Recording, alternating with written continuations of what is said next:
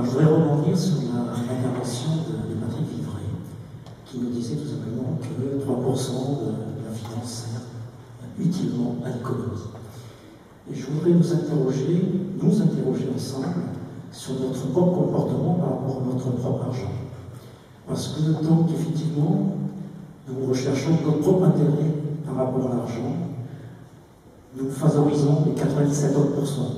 Si aujourd'hui il y a une spéculation, si notre placement, si notre épargne sert à effectivement faire de l'argent que pour de l'argent, on continuera toujours dans cette dimension-là. L'argent, c'est le nerf de la guerre, de cette guerre pour le développement durable notamment. Alors je vous invite à y réfléchir, et bien aussi de favoriser la finance solidaire. On a un effectif coopératif de finance solidaire, mais il y a aussi, je suis parti aussi de Gary, qui est aussi une coopérative de capital risque solidaire. Voilà, c'était juste ce témoignage. Merci.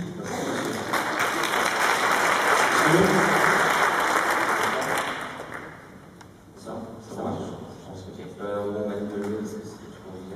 Bon, je reviens un petit peu à la question parce que c'est très impressionnant. Je vais la faire courte, c'est sur le développement durable, parce que déjà le terme me pose problème, je pense que je ne suis pas le seul. En anglais, justement, c'est souvent court-circuité parce que les gens emploient le mot de sustainability et c'est beaucoup plus parlant, je pense. Et la question du développement et du progrès, je m'avais déjà parlé à Patrick Vivray quand je l'avais rencontré, et voilà. Qu'est-ce qu'on fait avec l'argent aussi? C'est une vraie question. Est-ce que c'est le nouvel opium du peuple? Voilà. Question très large, mais très philosophique, mais je pense qu'on en est là aujourd'hui. À mon avis, c'est pour se poser des vraies questions de société. C'est pour vous, les autres. Qu'est-ce qu'on fait avec l'argent? C'est pour vous. On le voit d'ailleurs à travers le film et puis dans d'autres aventures d'entrepreneurs sociaux. Il y a une double face de la monnaie, comme il y a une double face de l'entreprise, comme d'ailleurs il y a une double face du pouvoir du côté des politiques. La face positive de la monnaie, c'est quand elle est facilitatrice de l'échange et de la création de richesse. Voilà, c'est par exemple la finance solidaire, la monnaie sociale, etc.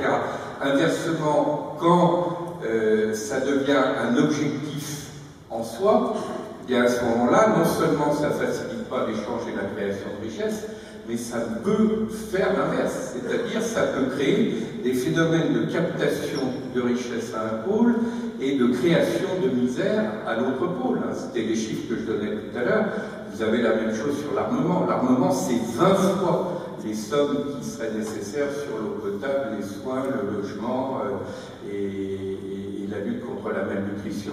Donc il y a cette double face, et du côté du développement, c'est la même chose. Moi, j'appelle ça l'alternative entre grossir en obésité ou grandir en humanité. C'est pas la même chose. On a des formes de croissance aujourd'hui qui sont des formes écologiquement, socialement et démocratiquement dangereuses et insoutenables. Mais on peut très bien avoir des formes de développement qui permettent à l'humanité de progresser dans l'ordre de la créativité, dans l'ordre de cette équité relationnelle, dans l'ordre de nouvelles formes de richesse, dans l'ordre d'économie du recyclage et de la fonctionnalité. Et toute la question, c'est celle du discernement. Il y a une initiative qui est en train d'être prise par plusieurs réseaux d'entreprises actuellement, qui s'appelle le projet CAP 40, un projet d'organisation d'une bourse des vraies valeurs. Dans un projet de ce type, le discernement, ça consisterait à dire tout ce qu'on a vu ce soir et toutes les initiatives de ce type, ça c'est de la création de valeur. La création de valeurs écologiques, sociales, humaines, etc. Inversement, dans les entreprises du CAP 40 dont parlait Elisabeth tout à l'heure, le nombre de destructions de valeurs écologiques, sociales et humaines, la souffrance au travail, les suicides, etc., sont considérables. Et on a besoin de changer nos instruments d'évaluation, nos instruments de représentation et de comptabilisation de la richesse, parce que sinon, on continue à marcher sur la tête. Alors, si vous le voulez bien, on va en rester sur cette création de valeur. Je me sens qu'il plaît bien, à moins que vous ayez d'autres questions ou remarques. Oui?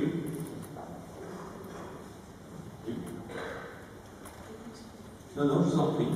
Allez-y, on vous écoute. Oui, bonsoir, Jessica Boniche. J'avais une question pour Elisabeth Laville.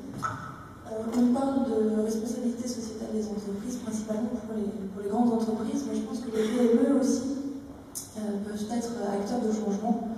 Et je voulais savoir quelle était la situation à l'heure actuelle, quelle évaluation vous en faites aujourd'hui de la situation des PME face au développement durable, et quels sont pour vous les vecteurs de changement, les choses qui peuvent justement convaincre les petites entreprises de s'engager, puisqu'elles ne subissent pas les mêmes contraintes que les grandes, que ce soit au niveau législatif ou au niveau des pressions des parties prenantes.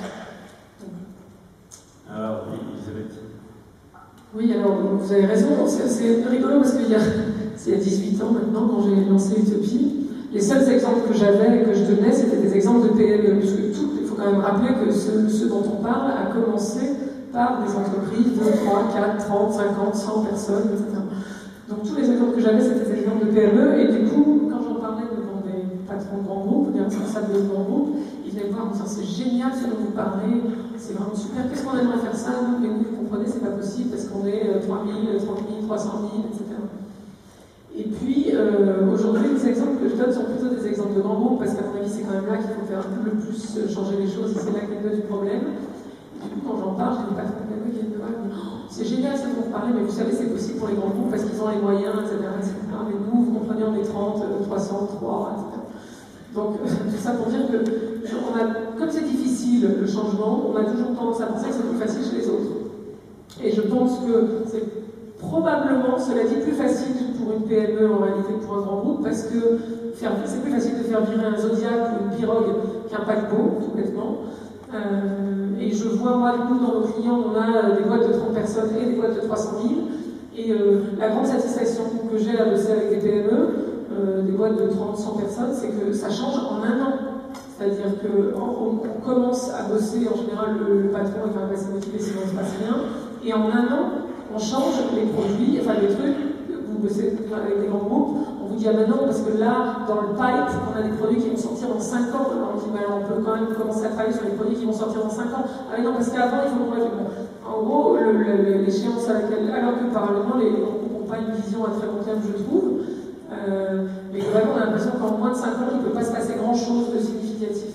Donc oui, il faut que les PME changent. Cela dit, elles ont changé avant les grands groupes. Et pour moi, le cœur du sujet aujourd'hui, c'est quand même de faire changer les grandes entreprises. Après, vous savez, c'est les PME qui changent maintenant par la contrainte des grands groupes qui leur mettent des contraintes dans les achats, etc., ce qu'on évoquait tout à l'heure. Mais ça marche moins bien. Donc, ce qu'on peut le plus faire sur les PME, c'est de la pédagogie, faire connaître les exemples. C'est la logique d'artisan du changement, c'est faire connaître les exemples qui marchent, même si ce n'est pas des exemples d'entrepreneurs sociaux, mais des exemples de PME, etc. C'est ce qui fait le plus bouger. Et d'ailleurs, faire connaître les exemples de grands groupes aussi qui bougent, puisqu'il y en a quand même quelques-uns dans le monde, de manière très radicale. C'est aussi ça qui va bouger, à mon avis, les grandes entreprises. Donc il faut des initiatives comme celle-là pour que ça enraye. Ce que je vais rajouter, c'est qu'il y a effectivement des grandes capacités d'innovation dans les PME.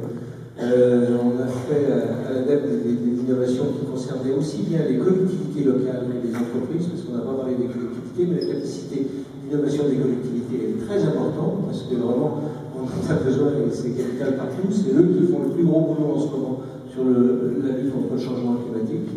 Et l'autre aspect, c'est l'économie sociale et solidaire, dont on a un petit peu parlé sur différents points, mais qui est maintenant revient, surfe sur la vague de la crise, et heureusement, maintenant je pense que l'économie sociale et solidaire va reprendre sa place, et reprendre toute sa place avec les scopes, etc. Parce que c'est une vraie solution, où les gens prennent en main eux-mêmes leur destin, comme on devrait tous le faire.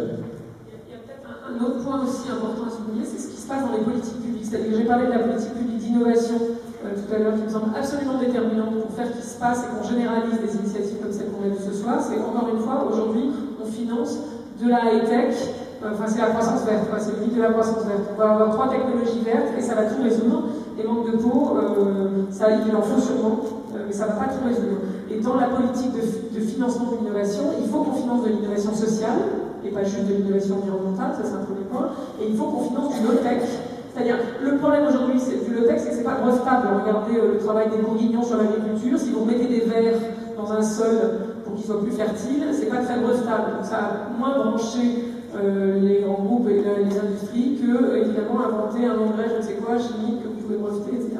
Mais ce qu'on a vu ce soir, c'est pas brevetable. Enfin, je veux dire, la républicaine, ça existe depuis des millénaires, ça marche, et en plus, c'est open source.